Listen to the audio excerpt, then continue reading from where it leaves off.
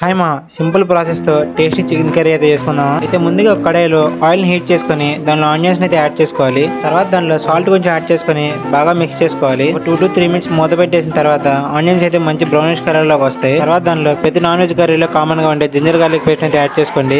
పచ్చివాసన పోయేంత వరకు వేపుకోండి బాగా. ఆ తర్వాత దానిలో బాగా ఉప్పు, కారం, పసుపు, మసాలాలు కొంచెం పెరిగేసి బాగా మ్యాగ్నేట్ చేసుకుని చికెన్ అయితే దానిలో యాడ్ చేసుకోండి. ఉల్లిపాయలు చికెన్ లో బాగా కలిసేంత వరకు తిప్పుకోండి. ఇంకా మూత పెట్టి 15 మినిట్స్ తర్వాత మూత తీస్తే చికెన్ నుంచి వాటర్ అయితే బయటకు వస్తాయి. దాని దగ్గర మీకు కావాల్సినంత వాటర్ అయితే యాడ్ చేసుకోండి. ఇంకా వాటర్ అండ్ చికెన్ బాగా కలిసేంత వరకు కలుపుకోండి. మన మెయిన్ ఐటమ్ గరం మసాలా లేకపోతే చికెన్ ఏమైనా బాగుంటుందా? బాగోదు కదా. సో కొంచెం గరం మసాలా అయితే యాడ్ చేసుకోండి. ముక్కకు మసాలా రెడీతేనే కదా మజా వచ్చేది. అలాగే దానిలో కొంచెం చికెన్ మసాలా కొత్తిమీర అయితే యాడ్ చేసుకుని బాగా కలుపుకోండి. ఇంకా చికెన్ బాగా కలిపేసిన తర్వాత ఒక 5 మినిట్స్ అయితే మూత పెట్టేసింది. ఆ తర్వాత చికెన్ కర్రీ రెడీ అయిపోయింది. ఇంకా ప్లేట్ లో సర్వ్ చేసుకుని తినేయడమే. అలా బగారా రైస్ లో స్పైసీ చికెన్ కర్రీ వేసుకుంటే ఉంటది చారి. అలాగే ఉల్లిపాయ, నిమ్మకాయ ముఖ్యం మిగిలి. వీడియో నచ్చితే అయితే లైక్, షేర్, సబ్స్క్రైబ్ అయితే కొట్టేసి నేనైతే థమ్స్ అప్ ఏం చేసేస్తా.